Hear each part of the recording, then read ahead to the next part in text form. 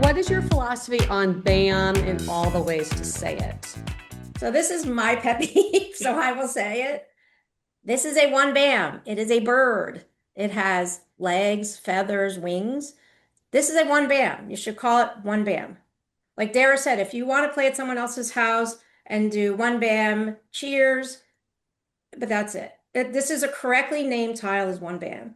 If you say birdie bam, and you start singing, people that you play with are going to know that you're a beginner. They're going to think you're silly. So we just say, call the tiles what they are. And then if you want to do cheers because you got a one bam after, that's great. That's like a house rule. That's a fun thing. But call the tiles, what they are. And Donna and I, it's funny because, we try to be very encouraging to new players. So for some reason lately, a lot of our new students have learned somewhere else. And then they're told, oh no, you need to call Dara and Donna. And we're kind of like Mahjong whisperers, kind of like correcting. I said, you can call it whatever you want. I mean, we play with a great friend that when she discards a red dragon, she says robo.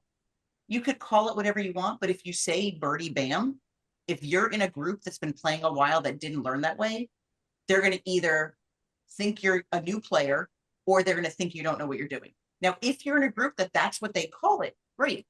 But we want you to know that if you're going to be playing somewhere else, that's what the impression is going to give off.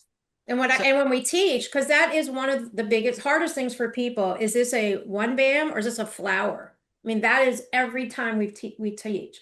So I say in your head, you can say bird bam. But if it has legs, feathers, wings, that is a bird, one bam. But in your head, bird bam. If that's a good way for you to remember it, but don't say it out loud. Just say one bam. So the thing goes with when you put exposures up.